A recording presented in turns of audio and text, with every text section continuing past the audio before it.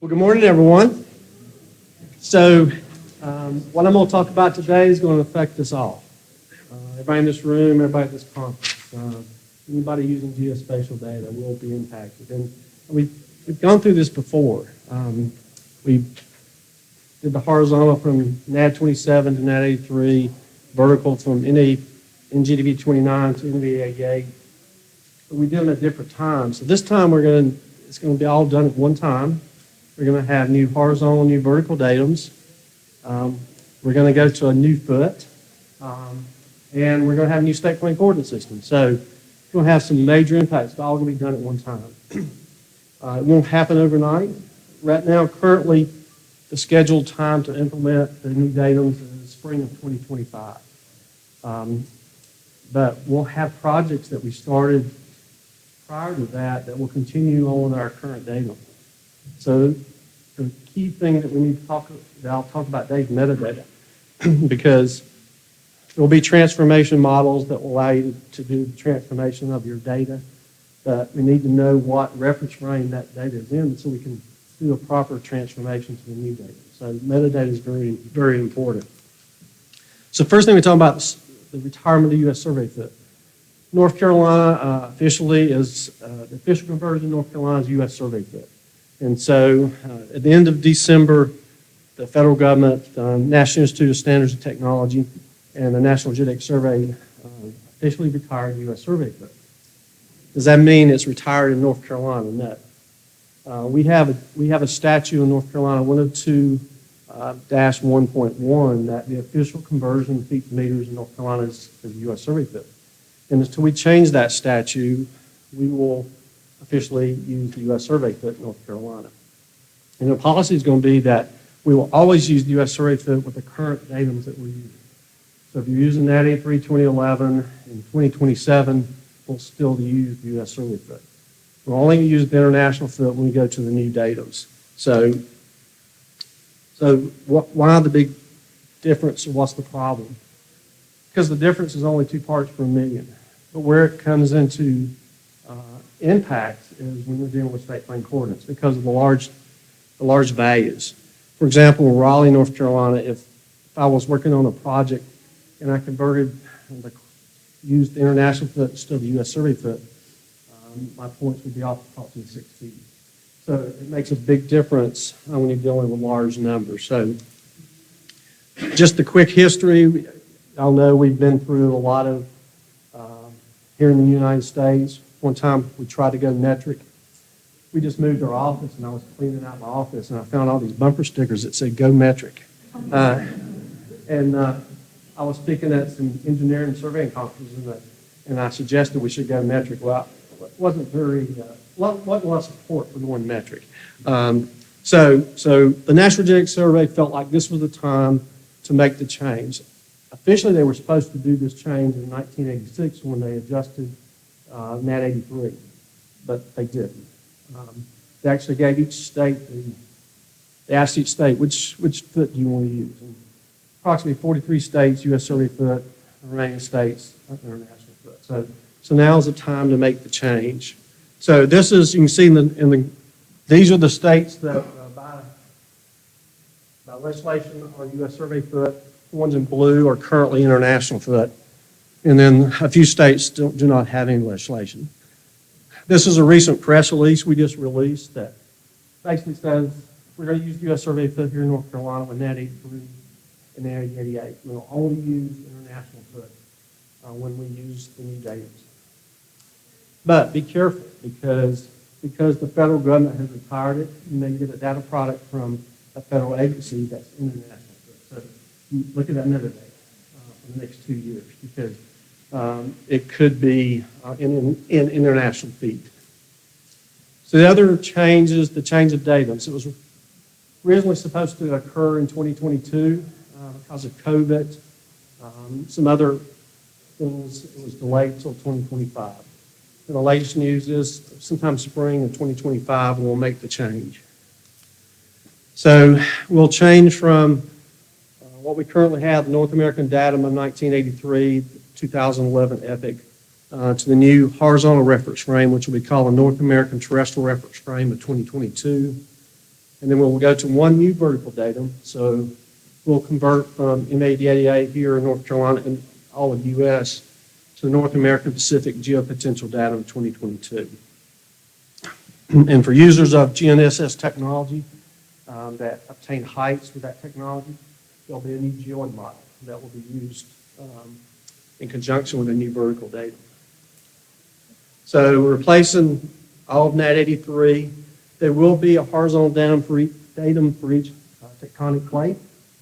We're on the North American tectonic plate, so that will be the plate that we used. And on the right is all the different vertical datums that are currently in use. Those will all be replaced with one new vertical datum. These next few slides will show you the approximate shift between the current datum and the new datum, horizontally, ellipsoid height, and vertically. I also mentioned that we will have a new state plane coordinate system. And that's where you're going to see the largest numerical change in the state plane coordinate system. And I'll show you a slide of that. But horizontally, the change is going to be approximately 1 meter here in North Carolina.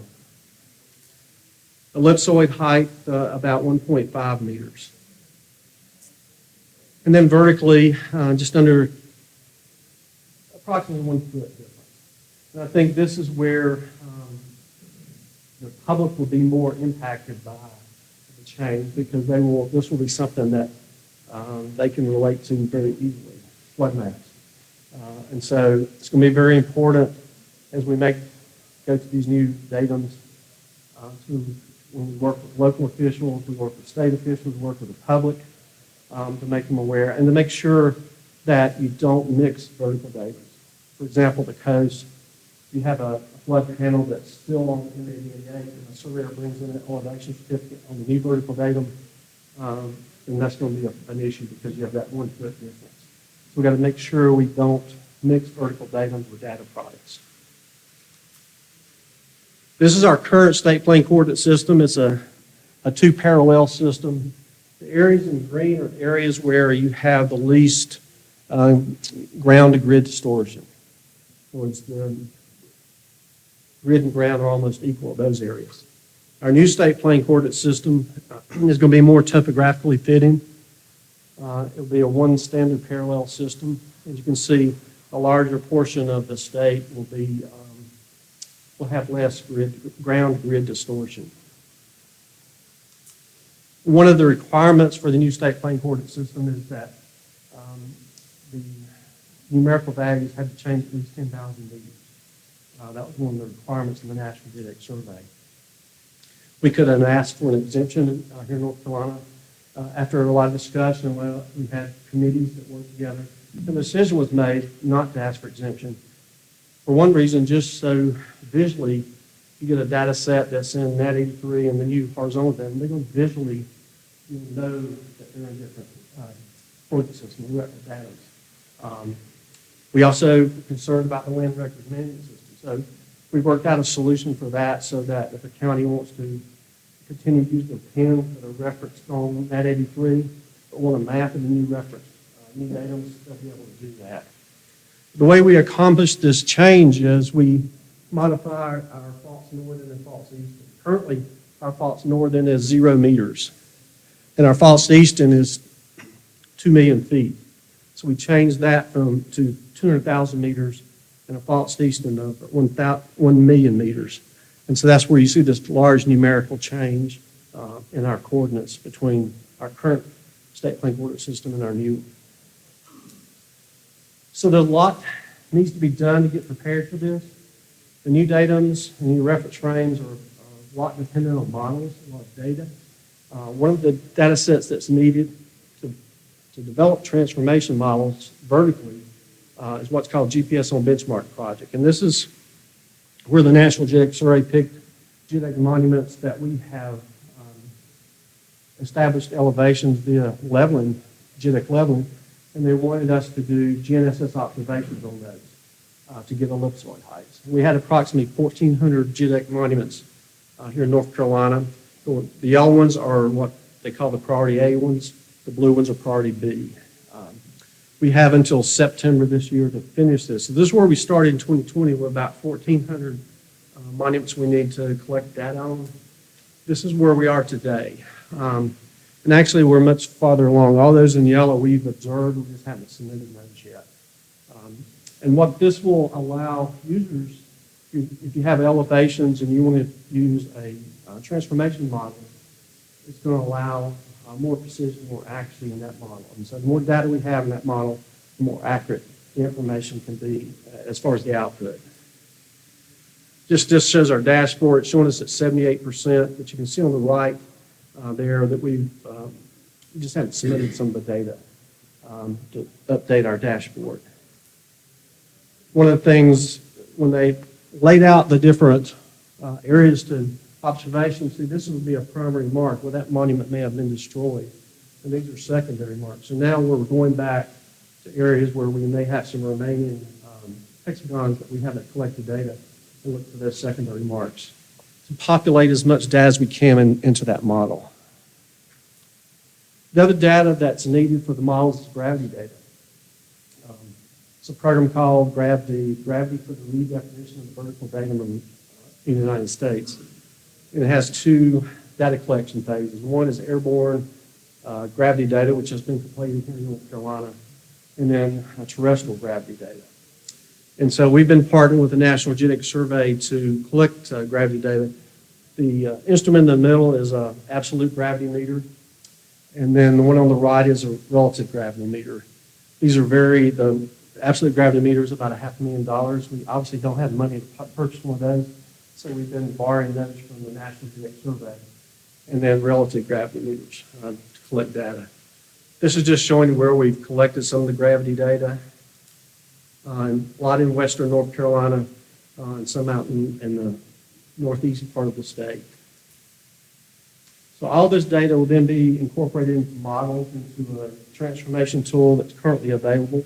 But once the new datums are published, there'll be an option to go to the new datums. All that as models will then also be provided to the software vendors so that they can build these tools into their software applications also.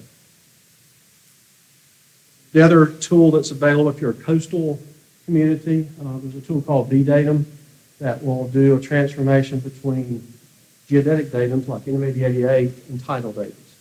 And all the data we're collecting will be also incorporated into this tool also. So one of the foundation of the new reference frames, new datums, is our network of cores all across the country. This is our network here in North Carolina of continuously operating reference stations. So those will be the foundation for the adjustments and for all future as we move forward.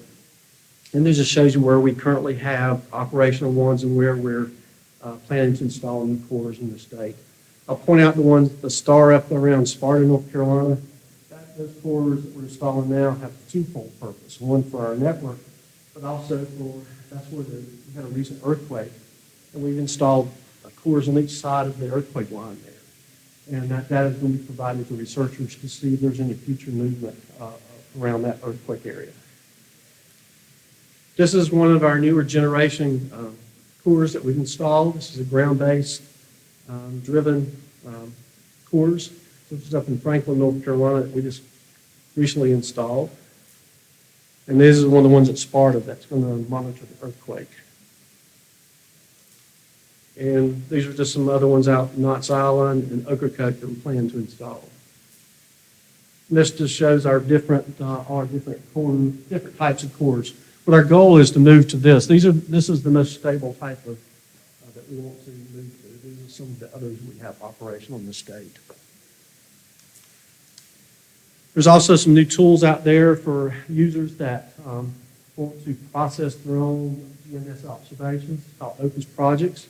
We're getting ready to have some workshops on training people how to use those.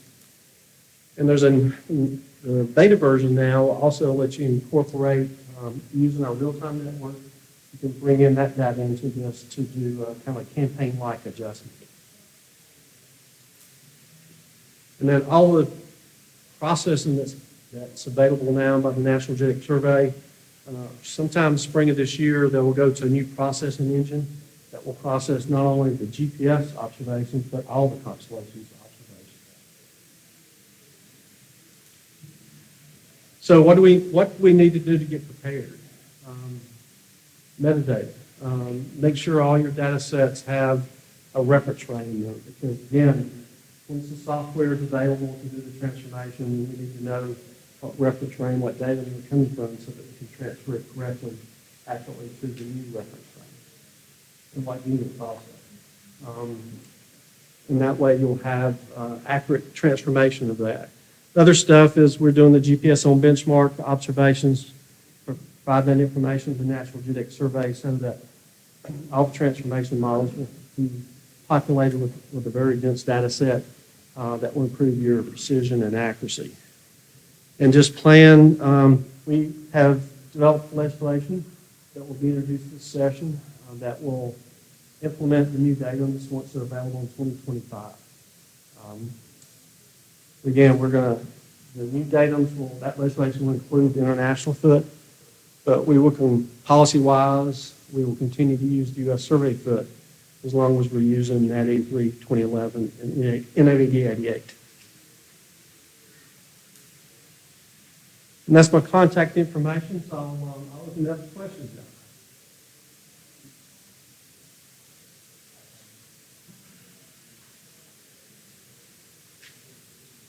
Yeah. Mm-hmm. I don't know if you're familiar with Esri's roads and highway software, but how will this change impact of that software?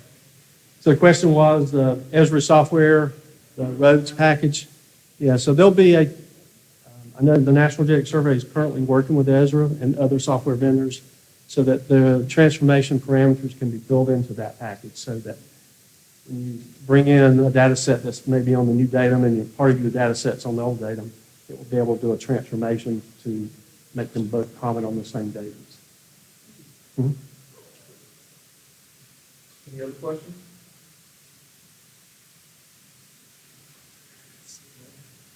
All right. All right.